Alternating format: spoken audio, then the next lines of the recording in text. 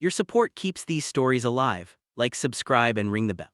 I was sitting at my desk, half slouched in my chair, scrolling through a spreadsheet I didn't even want to be looking at when I heard the familiar stomp.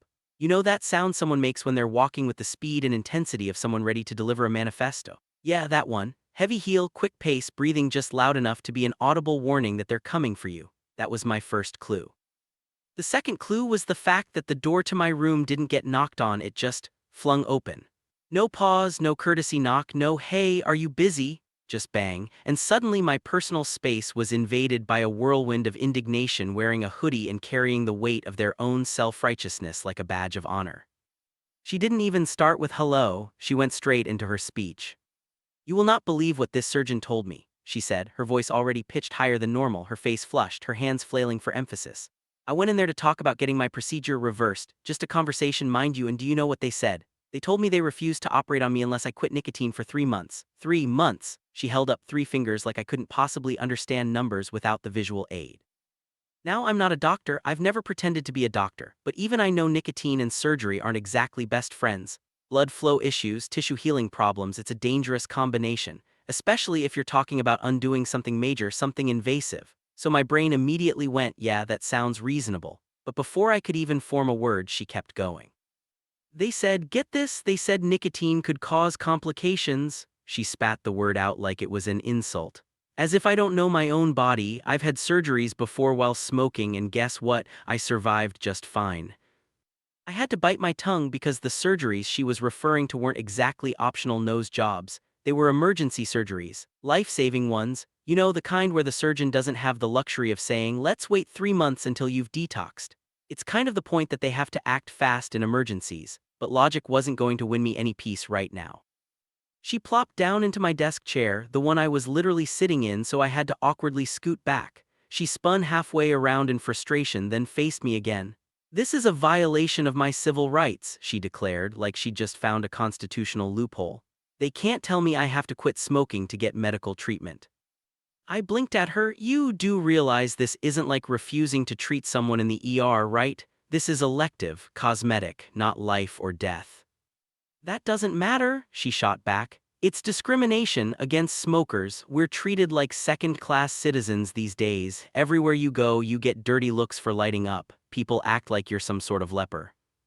Now here's the thing, I've lived long enough to know when a conversation is about to spiral into a one-person TED Talk about personal freedoms. And that's exactly what happened. For the next 10 minutes she ranted about how smokers were being pushed out of society, how the government and doctors are in on it, and how she shouldn't have to change her lifestyle just to get a procedure reversed.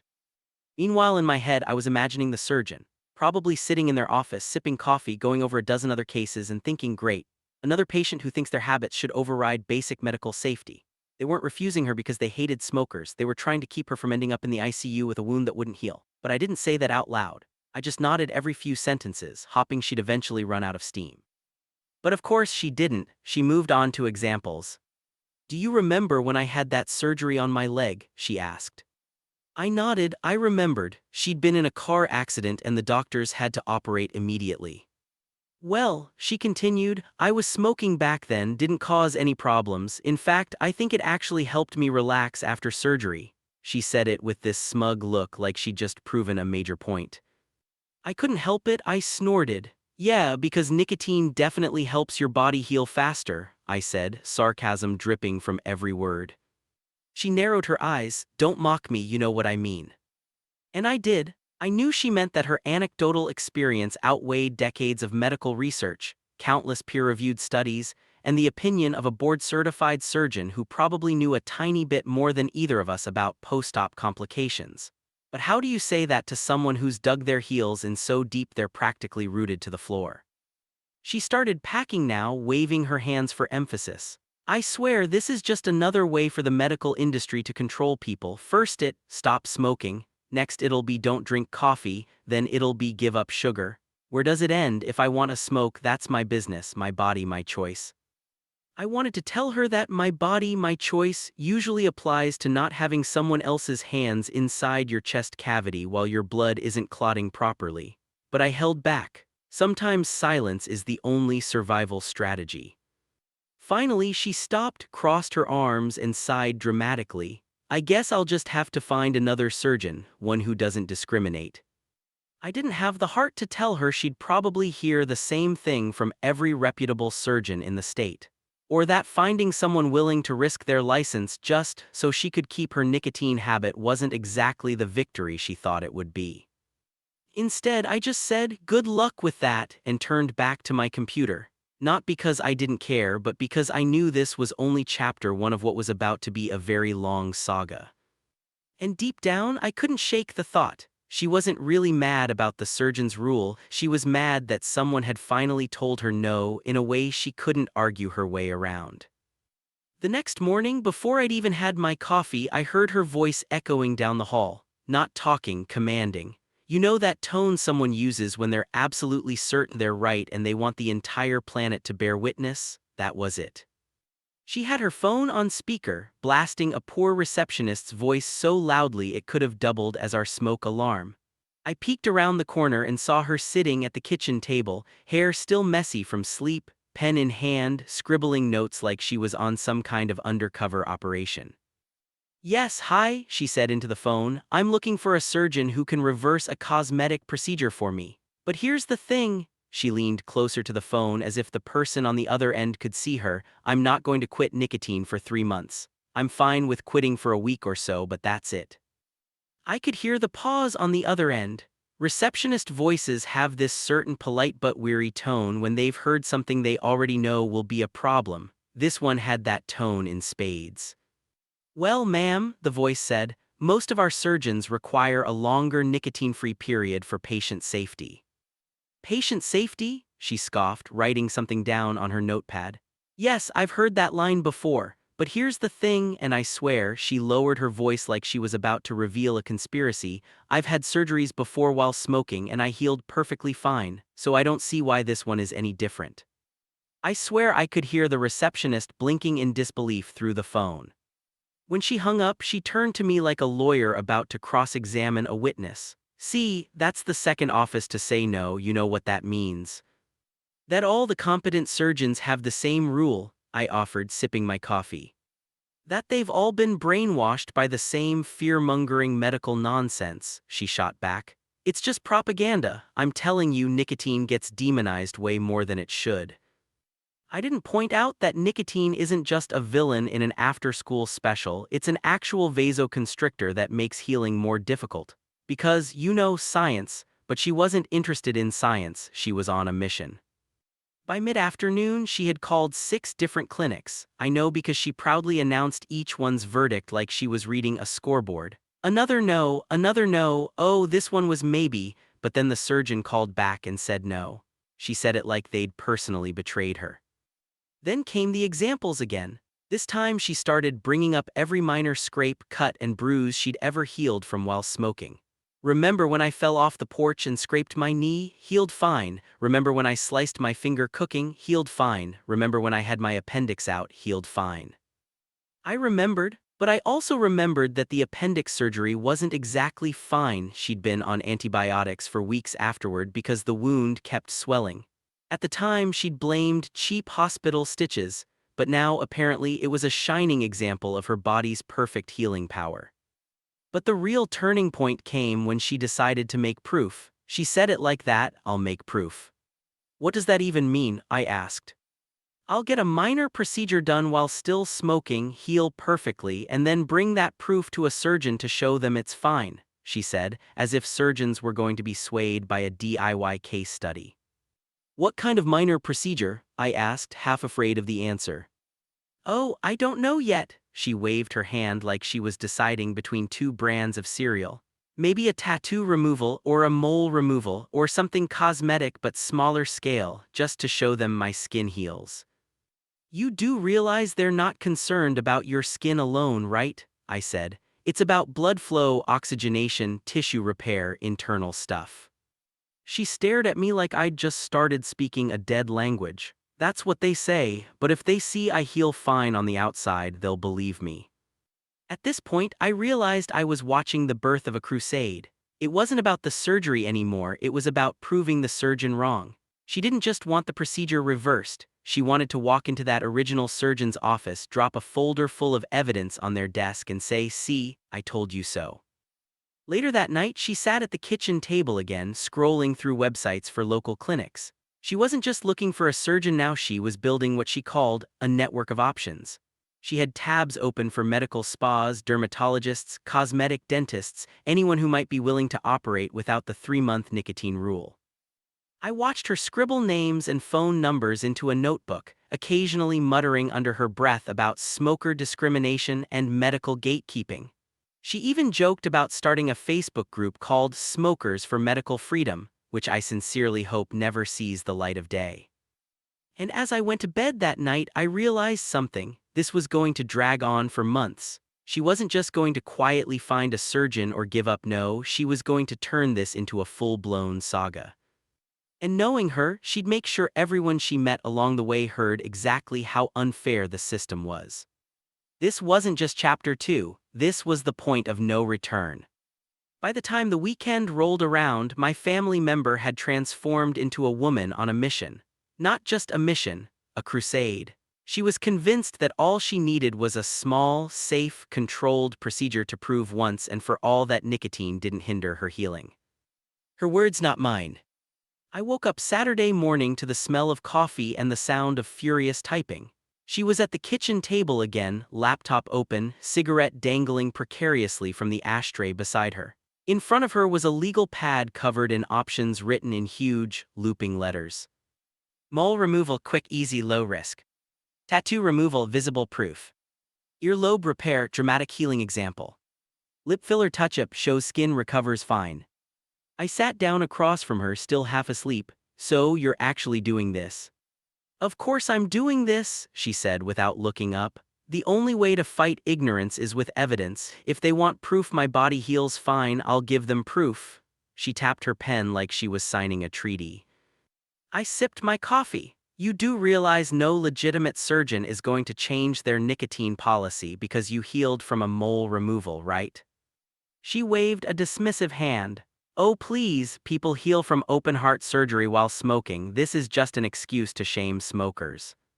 I didn't have the heart to point out that the reason people survive heart surgery while smoking is because surgeons don't exactly get to wait 3 months in emergencies.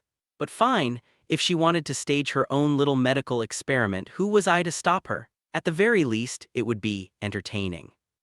By noon, she had booked an appointment at a local dermatology clinic for the following Wednesday. Mole removal. Visible, simple, and fast, she explained like a marketing pitch.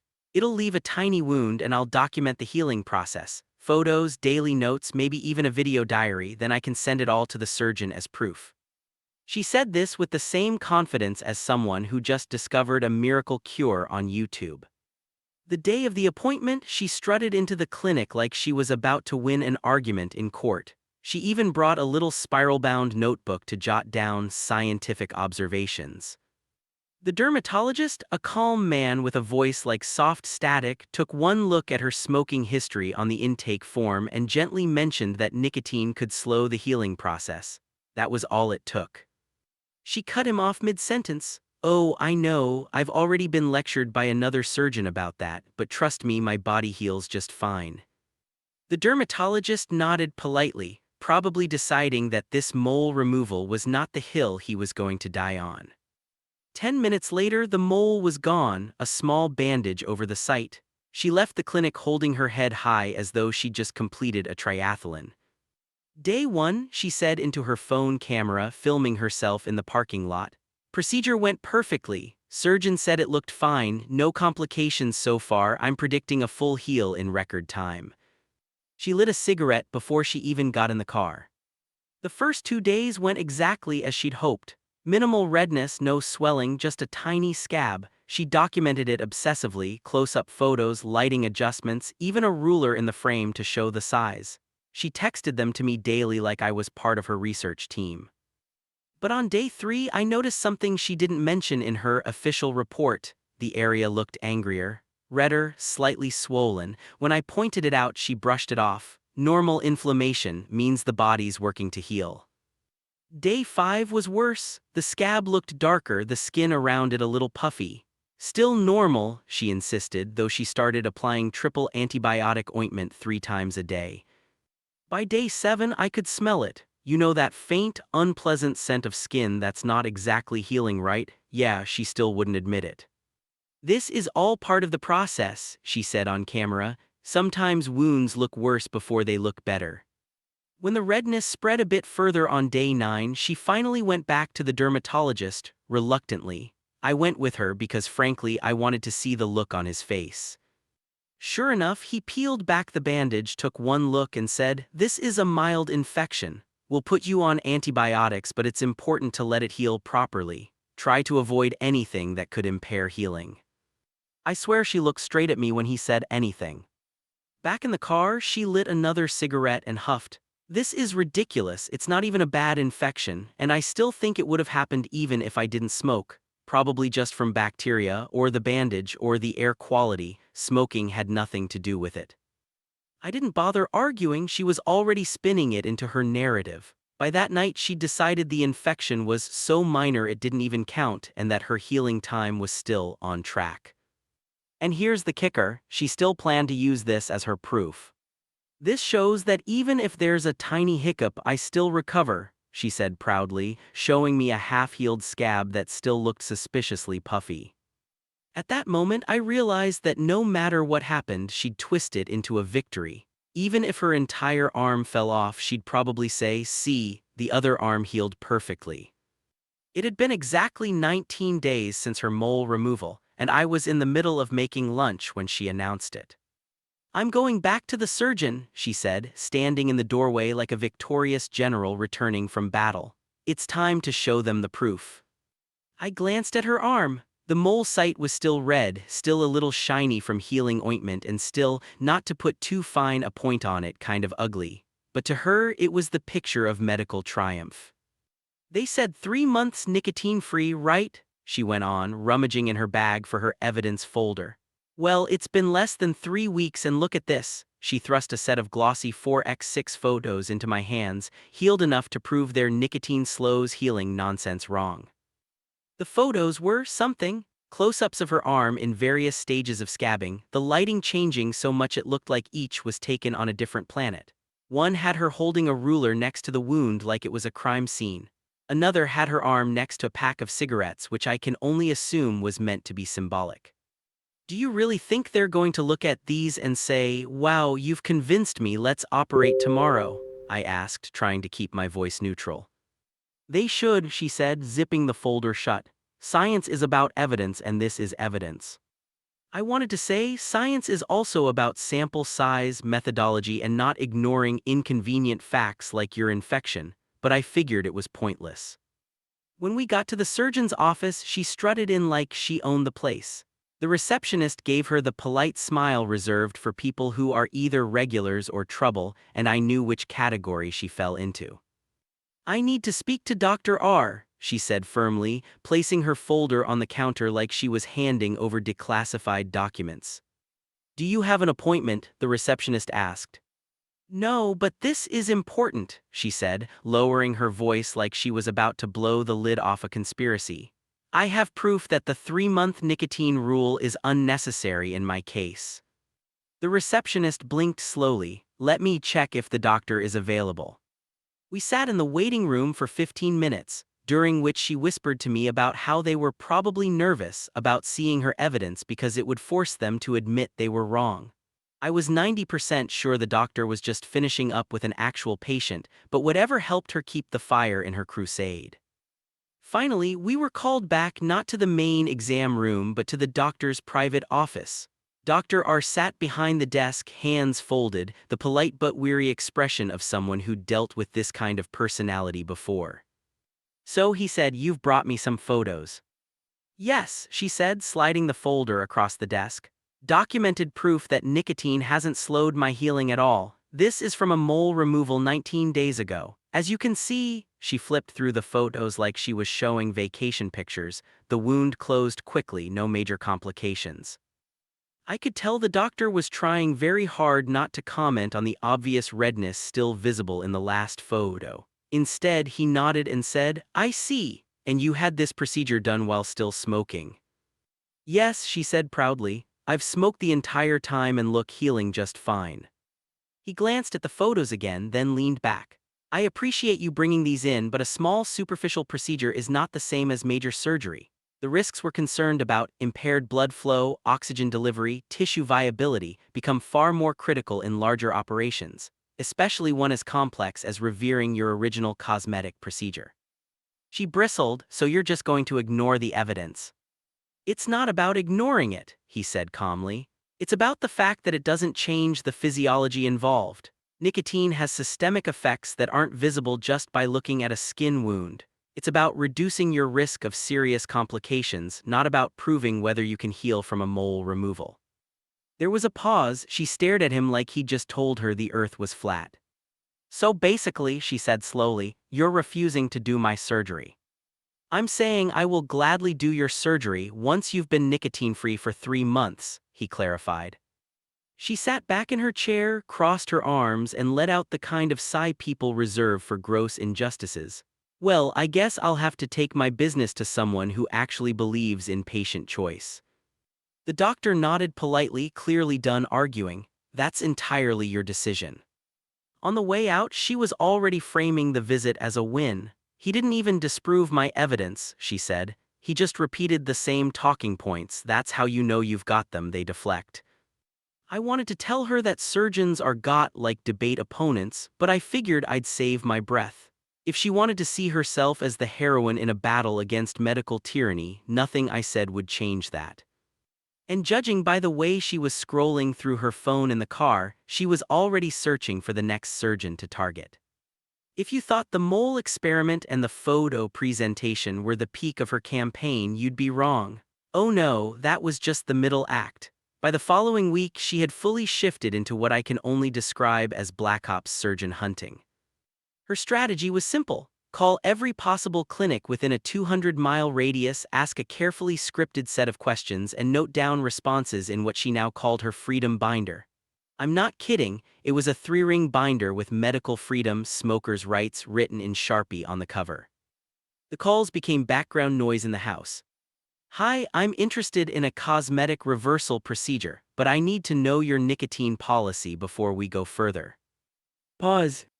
I see, and is that based on actual science or just standard policy? Pause. Well, I've healed perfectly from surgeries before, so I think that's a bit excessive. Most calls ended the same way, polite refusal. Sometimes the receptionist would gently suggest she consider quitting for health reasons, which only made her mutter smoker discrimination under her breath. But then, about 10 days into the hunt, something changed. It was a Tuesday afternoon. I was on the couch, halfway through a bad reality show when she burst into the room, binder in hand. I found one, she said, eyes wide with the kind of manic excitement that usually precedes bad decisions. Found one what?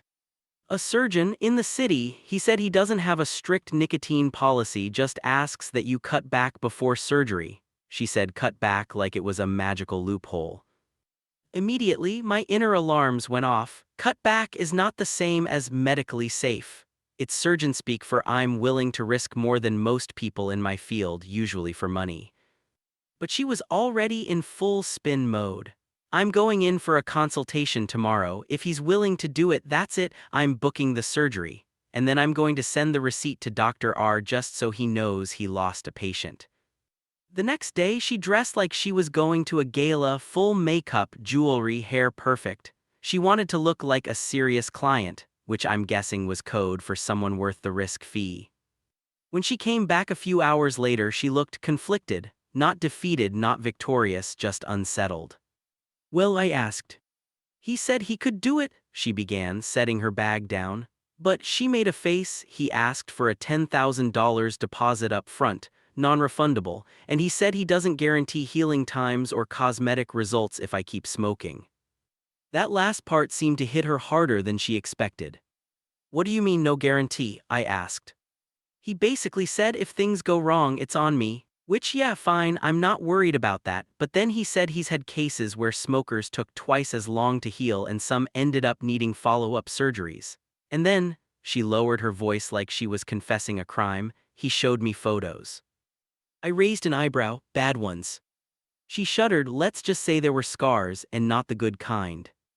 For the first time since this whole campaign started, I saw doubt flicker across her face. She didn't admit it, of course. Instead, she said, I told him I'd think about it, but honestly, I don't like the idea of paying that much money just to have no guarantee.